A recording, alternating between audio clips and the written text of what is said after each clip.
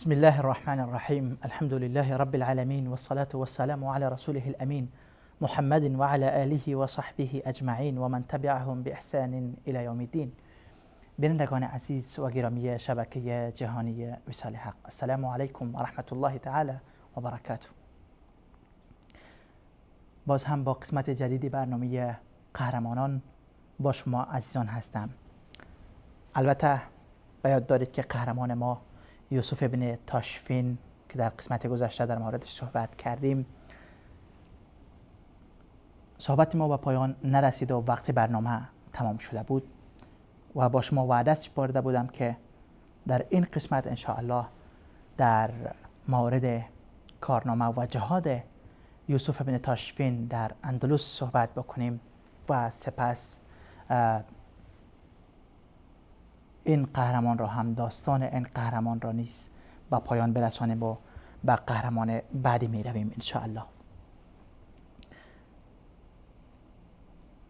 وقتی که دولت مرابطین قوت خود را گرفت و دیدیم که امیر اشبیلیا، امیر مسلمانان، وقتی که با مرابطین ملک نصرانی ها را، شاه نصرانی ها را تهدید کرد، آنها می ترسیدن از دولت مرابطین و خصوصا از یوسف ابن تاشفین. یوسف ابن تاشفین را گفتم که مورخین او را صلاح الدین مغرب می نامند. صلاح الدین ایوبی صلاح الدین مشرق و یوسف ابن تاشفین صلاح الدین مغرب. اوضاع مسلمانان در اندلس هر روز وخیمتر شده می رفت. اختلاف و تفرقی که میان امرای مسلمان در اندلس ایجاد شده بود و هر کس سعی می‌کردند دیگر را از پیش روی خود بردارند و برای این کار اگر نیاز میشد حتی از مسیحیان کمک می‌گرفتند. اوضاع مسلمانان در اندلس خیلی وخیم بود. اینجا معتمد ابن عباد که یکی از امیران مسلمان در یکی از شهرهای اندلس هست و مسلمانان به شکل عموم در اندلس از دولت مرابطین کمک خواستند که ما را از شر این مسیحیان نجات دهید. وقتی که این پیام به یوسف ابن تاشفین و صلاح الدین مغرب میرسد، فوراً به دعوت و ندای مسلمانان اندلس لبیک میگوید و لشکر خود را گرفته به سوی اندلس حرکت میکند. وقتی که در اندلس میرسد، اولا سعی میکند که این اختلاف و دوری که میان امرای مسلمانان و حاکمان مسلمان در شهرهای متعدد هسپانیا ایجاد شده است، این دوری ها را کم بکند، این لشکر اسلامی را متحد و یک پارچه بسازد تا بتوانند در مقابل دشمن همیشان که نصرانی ها هست جهاد کنند. اینجا یک تعدادشان با لشکر یوسف ابن تاشفین میپیوستند، اما تعداد دیگر انکار میکنند که چرا ما با تو یک جا شویم، چرا زیر پرچم تو اصلا بیاییم. تو خلیفه مسلمانان نیستی ای یوسف ابن تاشفین؟ چگونه ما زیر پرچمش تو جمع شویم؟ و تو قریشی هم نیستی که خلیفه مسلمانان باید از قریش باشد، چطور ما زیر پرچم تو جمع شویم؟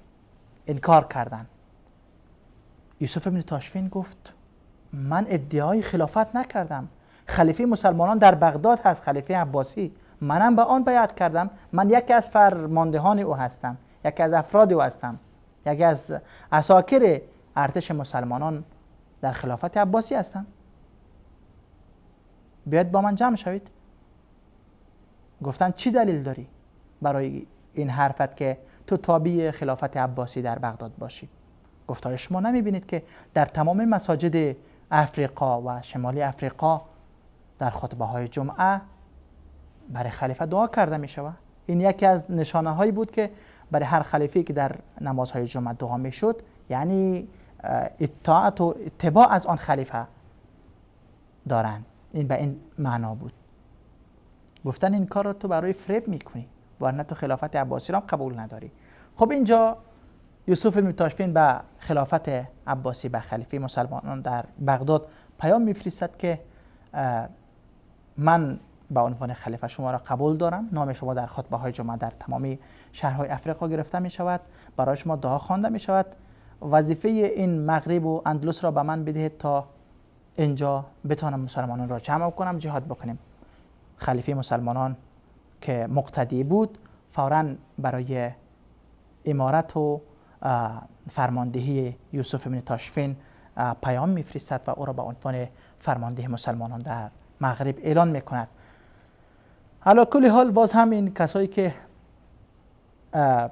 منافقت میکردن با لشکر مسلمانان جمع نشدن.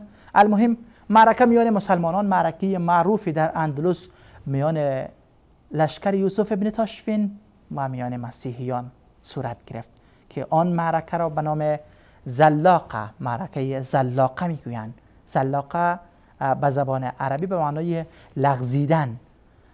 مورخین میگویند که در این معرکه به حد خون ریخته شد که وقتی که عساکر هر دو طرف حمله میکردن بالای هم، بالای این خون میلغزیدن و میافتیدن. به او خاطر این معرکه را معرکه زلاقه گفته می شود. این معرکه در سال 479 هجری صورت گرفت. معرکه یعنی فیصله کننده بود. این معرکه یا مسلمانان را به طور کلی از اندلس ختم می کرد و یا هم باعث نجات مسلمانان می شد که تا چند قرن بعد باید آنجا بمانند. اینجا یوسف بن تاشفین یکی از ابرمردان تاریخ اسلام، یکی از قهرمانان واقعی تاریخ درخشان اسلام، یکی از فرماندهان جنگی، یکی از کسانی که توانست در مدت کم اکثریت مطلق براعظم افریقیا را در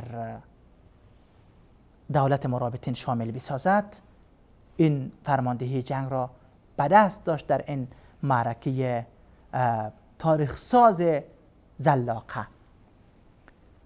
مورخین می نویسند که در این جنگ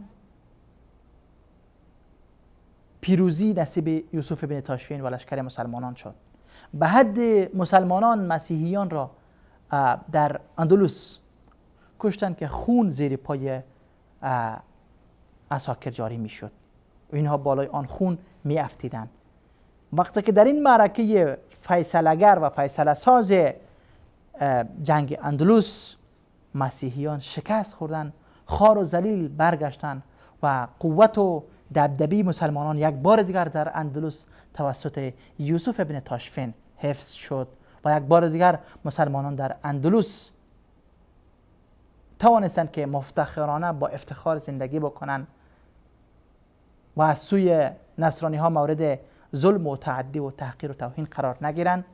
یوسف بن تاشفین بود که در معرکه زلاقه نصرانی ها را شکست داد و مسلمانان در این معرکه بزرگ و در این معرکه تاریخ ساز که به نام معرکه زلاقه معروف هست مسلمانان پیروز شدند و نصرانی ها شکست خوردن و ذلیل و خوار برگشتند. همین بود که زوال دولت اسلامی و زوال امت اسلامی از اندلس توسط این پیروزی تا چند قرن به تأخیر افتاد. ورنه اگر در این معرکه خدای نخواسته اگر لشکر مسلمانان شکست می‌خوردن، اینجا دیگه قصه مسلمانان در اندلس تمام میشد. اما پیروزی مسلمانان در این معرکه زلاقه باعث این شد که مسلمانان تا چند قرن دیگر هم در اندلس حکومت داشته باشند. بعد از این پیروزی علما از یوسف بن تاشفین خواستند که اندلس را هم همراه دولت خود که در افریقیا هست ضم کند، ضمیمه کند. اینجا دلیل علما این بود که امرای مسلمان که در اندلس هستند توانایی ندارن یکی که امور مسلمانان را رعایت بکنند، کنترل بکنند و همچنان نمیتوانند به تنهایی خود از شر نصرانی ها مسلمانان در اندلس را نجات دهند.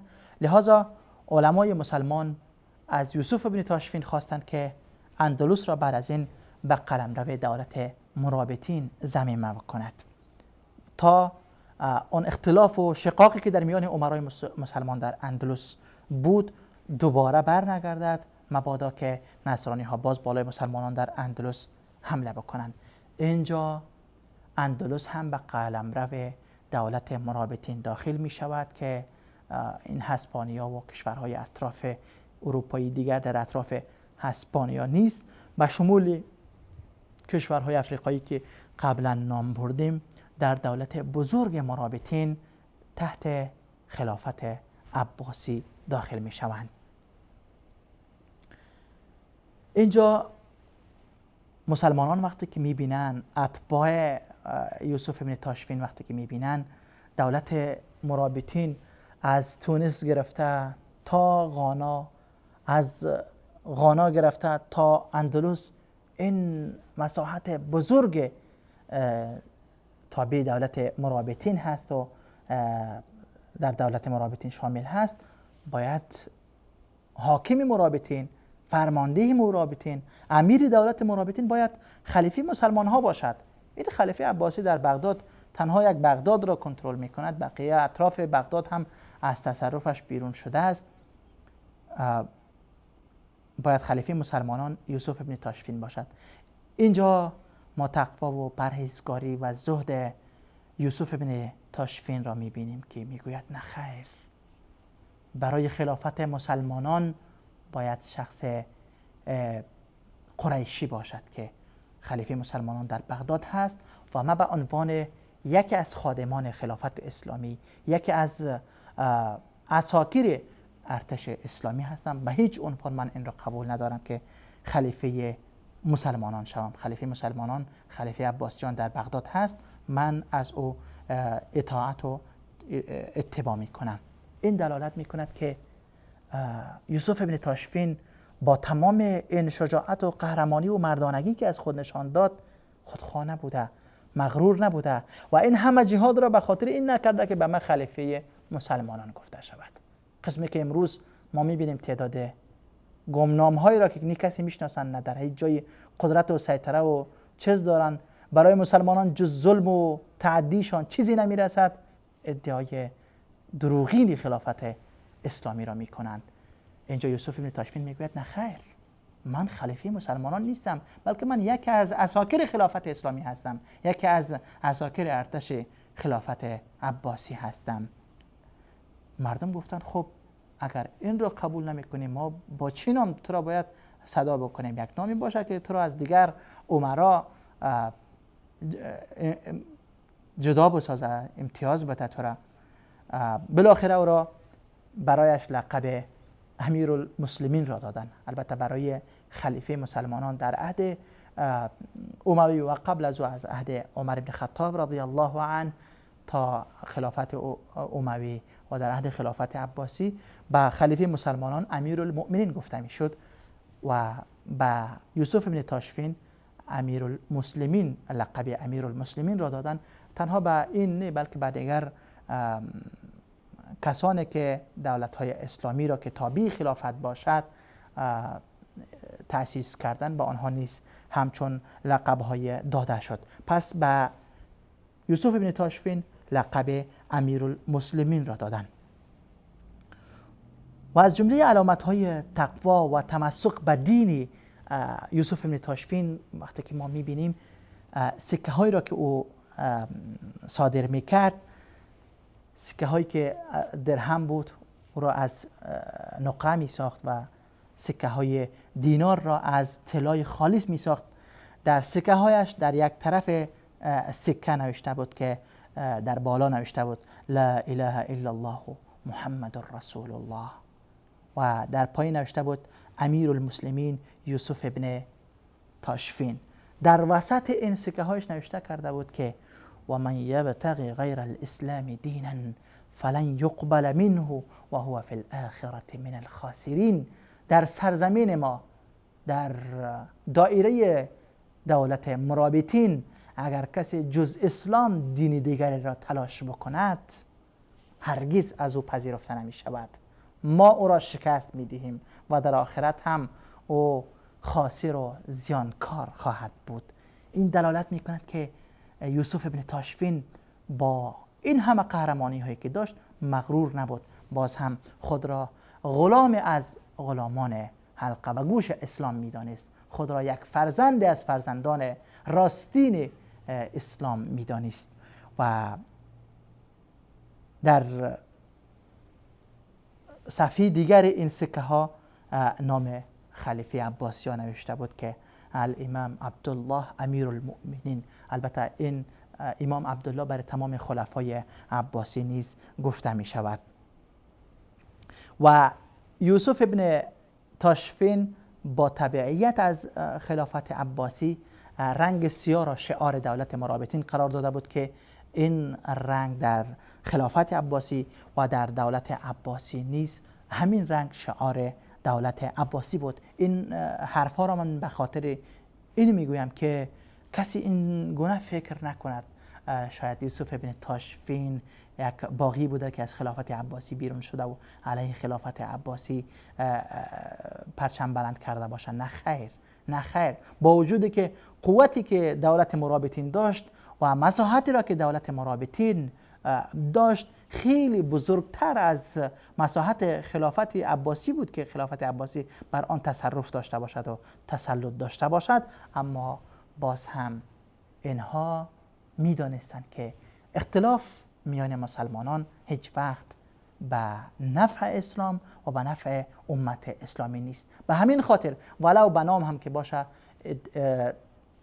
اطاعت خود را از خلافت اعلان میکردند. نه تنها با ادعای خالی بلکه با تمام اعمالی که کرد ثابت کرد که واقعا او تابع خلافت عباسی بود تا این گونه بتواند برای اسلام و مسلمانان در افریقا و در غرب جهان اسلام خدمات ارزنده داشته باشد. یوسف ابن تاشفین در موردش البته مورخین در مدح و ثنایش قسمی که من از ابن اسیر و از امام ذهبی رحمه الله نقل کردم که در مدح او میگویند، ناقلین اخبار در مورد او خیلی نقل میکنن، اما باز هم با تأسف که حق این ابرمرد را ما نمیتوانیم ادا بکنیم. در شرق اسلامی، در کشورهای شرق اسلامی که ما زندگی میکنیم، نام یوسف ابن تاشفین را شاید فقط شاگردان تاریخ بفهمند و بدانند. عامه مسلمانان از نام این ابرمرد و از نام این قهرمان بیخبر هستند. چرا ما بیخبر باشیم؟ اگر فرزندان مسلمان در شرق اسلامی صلاح الدین ایوبی را میشناسند، کسی که بیت المقدس را فتح کرد، چرا یوسف ابن تاشفین را نشناسند، کسی که کل افریقا را به قلمرو اسلام داخل کرد، کسی که اندلس را از چنگال نصرانی ها نجات داد، کسی که بقایای دولت رافضی عبیدی را از مراکش و از مغرب برچند و بیخکن کرد. باید فرزندانمان این ابرمردان را بشناسند. ما با آنها تاریخ این ابرمردان را حکایت بکنیم، نقل بکنیم و سعی بکنیم که آنها را مثل یوسف ابن تاشفین، مثل ابوبکر ابن عمر لمتونی، مثل عبدالله ابن یاسین، مثل طارق ابن زیاد، مثل محمد ابن قاسم، مثل صلاح الدین ایوبی، مثل موسی ابن نصیر و غیره فرزندان به جامعه اسلامی، به امت اسلامی تقدیم کنیم تا بتوانند که امت اسلامی را از این ذلت و خواری که ما دچار آن هستیم نجات دهند. دعا میکنیم خداوند برای ما یوسف ابن تاشفین را نصیب بکند. این قهرمان ما، این ابرمرد از ابرمردان تاریخ اسلام، در سال 500 هجری در ماه محرم تقریبا به عمر 100 سالگی که بیشترین عمر خود را در راه دعوت و جهاد صرف کرد، این دار فانی را وداع گفت. انا لله و انا الیه راجعون و از خداوند برایش دعا میکنیم جزاه الله خیرا عنا و عن الاسلام و المسلمین. همه شما عزیزان را تا برنامه بعد و تا اینکه با قهرمان جدید خدمت شما برگردم. به الله یکتا و یگانه میسپارم. الله یار و مددگارتان و السلام علیکم و رحمت الله.